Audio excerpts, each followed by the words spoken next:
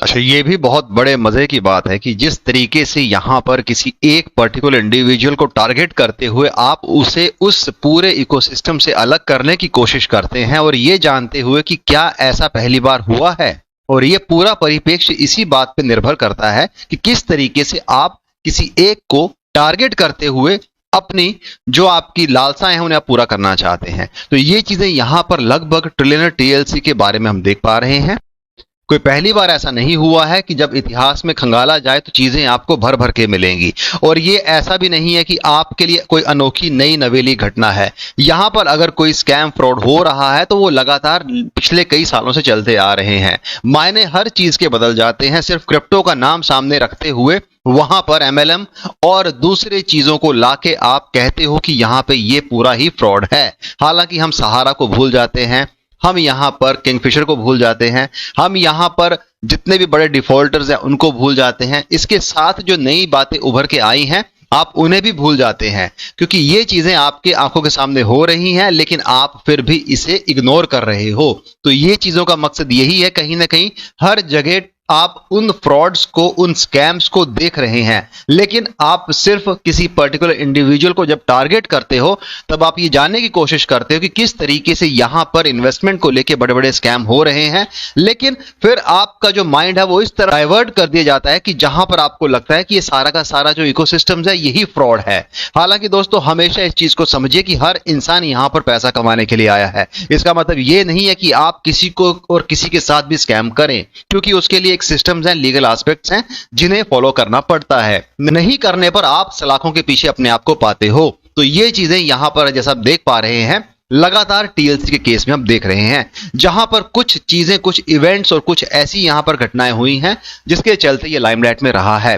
हालांकि हमने हमेशा क्रिप्टो की बात की है, अपने crypto community, crypto members, crypto users की बात की है, उनके हक के लिए हम हमेशा खड़े हैं।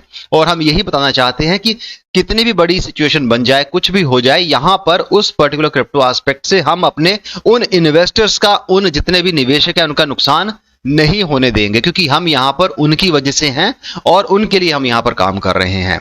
तो कॉइन मार्केट कैप पर ट्रिलियनर टीएलसी कॉइन की बात की जाए तो 11,170 के करीब करीब आज हम इसे प्राइस को देख पा रहे हैं। एक बेहतर स्थिति में आज ये प्राइस है, कोई खास बड़ा बदलाव नहीं आया है। हमने पहले भी कहा था कि बिनांस में लिस्ट होने के लिए काफी लंबे समय से इसकी टीम वेट कर रही है, लेकिन प्रोजेक्ट फाउंडर्स, उसके साथ टीम मेंबर्स, ओनर्स की उनकी क्या सोच है, क्या विजन है, वो ये कब ऐसा करते हैं और किस मौके की तलाश में वो बैठे हैं, ये भी उन्हें उनके हिसाब से समझना होगा। लेकिन यहां पर जो कम्युनिटी है उसका सिर्फ एक ही ध्येय होता है, एक ही एम होता है, कि लक्ष्य होता है कि हम कैसे कम समय में बहुत ज्यादा पैसा बना सके।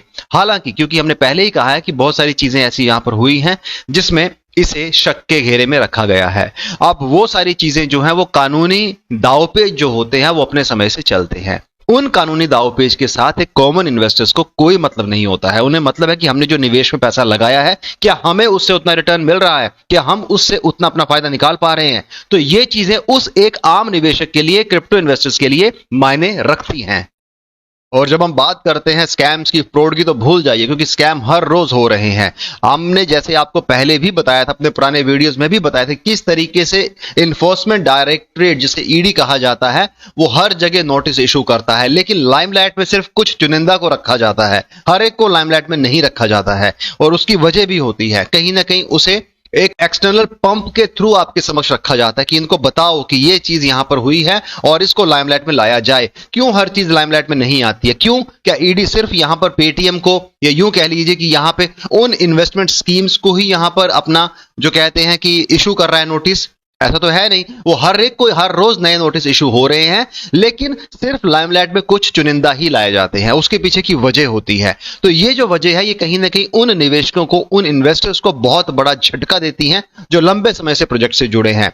हालांकि जैसा कि मैंने पुराने वीडियो में कहा था आपको कि टीएलसी, ट्रिलियनर की बात की जाए, बोट प्रो की बात की जाए, तो फायदा लोगों ने यहां पर लिया है। आज भी शायद उनको उसके रिटर्न्स मिल रहे हैं, लेकिन इसका मतलब यह नहीं है कि कुछ चुनिंदा लोग यहां पर ऐसे भी बैठे हैं जो इसका फायदा गलत तरीके से ले रहे हैं। उनके खिलाफ कार्रवाई होनी चाहिए और हम उसके पक्ष में हैं कि जब आप कोई गलत काम कर रहे हो, किसी के आपका हक का पैसा आप खा रहे हो, लूट रहे हो, स्कैम कर रहे हो, तो आप उस जेल के हकदार हो जिसके लिए आपने वो गलत काम किया है। तो यहां पर हम उनको बिल्कुल भी सपोर्ट नहीं करते हैं। अगर एक अच्छा कंसेप्ट लाया गया है पूरे इस इंडियन कंटेक्स्ट की मैं बात करता हूं, अगर वो इस टाइमलाइन के अंदर फल फूल रहा है और उससे क्रिप्टो को एक नया नाम मिल रहा है, तो उसमें बुराई क्या है। और इस चीज को हम पहले दिन से कहते आ रहे हैं कि अगर कोई भी यहां पर माल फंक्शनिंग हमें दिखती है, कोई भी हमें यहां पर लगता है कि चीजें उस तरीके से नहीं बनाई जा रही हैं, तो हम सबसे पहले उसके ऊपर अपने सवाल दागेंगे, उसके ऊपर हम प्रश्न पूछेंगे। तो ये हम कर रहे हैं। हालांकि यहां पर अब नई एक टर्न ऑफ इवेंट्स ऐसे बनकर आए हैं जहां पर कहते हैं कि लविश चौधरी शायद मलेशिया भाग गए हैं, या यूं कह लीजिए कि वो अपने उस पूरे बिजनेस का नाम चेंज कर रहे हैं, चीजों को बदल रहे हैं। वहां पर हर एक नए रूप में इसे बदले जाने की कोशिश की जा रही है। तो ये जो कोशिश है ये कोई नई नहीं है, यहां पर चीजें कंपनी जैसा करती हैं। एक उनका एक ट्रेंड होता है, एक उनका एक काम करने का तरीका होता है, जहां पे नाम बदल के आप कुछ ना कुछ करते हो। क्या टाटा ने नाम नहीं बदले? क्या रिलायंस ने नाम नहीं बदले? क्या अडानी ने नाम नहीं बदले? क्या यहां पर दूसरी कंपनी नाम नहीं बदले? हर एक बड़ी कंपनी मल्टी लेवल पे काम करने वाली, मल्टी नेशंस पे काम करने वाली, मल्टी रीजन्स में काम करने वाली कंपनीज अपने नाम बदलती हैं,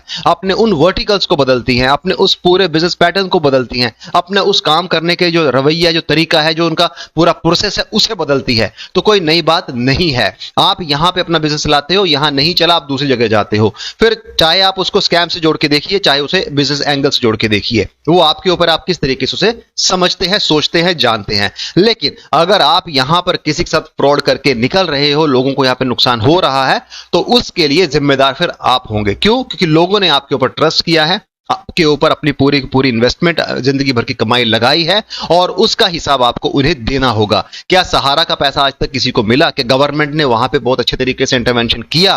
क्या वहां पे कोर्ट्स ने अपने वहां पे काम किया? क्या पुलिस ने वहां पे सही से काम किया? तो ये सारे सवाल भी खड़े होते हैं इस पूरे इकोसिस्टम्स के अंदर, जहां पर चीजें उस तरीके से नहीं की जा रही हैं जैसा कि उन्हें करना चाहिए था। तो ये आप भी जानते हैं, हम भी जानते हैं, लेकिन किसी एक की टांग खींचने से क्या पूरा का पूरा सिस्टम सुधर जाएगा? यह अपने आप में बहुत बड़ा प्रश्न चिन्ह। शायद इसका जवाब आप लोग कहीं ना कहीं ढूंढ ही रहे होंगे।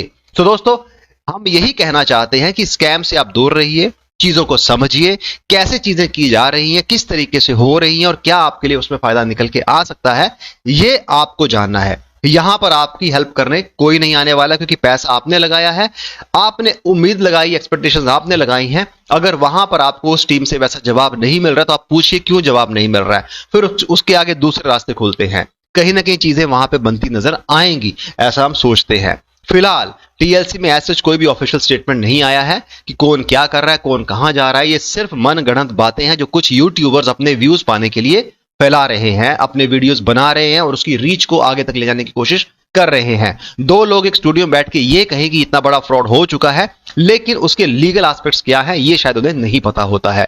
तो हम उन्हीं ऑफिशियल स्टेटमेंट्स का, हम उन्हीं डॉक्यूमेंट्स का, और हम उन्हीं पूरे जो उनकी ओर से कंफर्मेशन आती है, टीम मेंबर्स की ओर से, फाउंडर्स की ओर से, ओनर्स की ओर से, जब तक ना आए तब तक हम उस पर सटीक बात नहीं करते हैं, आगे अपनी इंफॉर्मेशन शेयर नहीं करते हैं। हमारा काम होता है, हमारे पास सटीक और एक हार्डकोर इंफॉर्मेशन हो, तभी हम आगे अपनी कम्युनिटी को उसके बारे में पास ऑन करते हैं।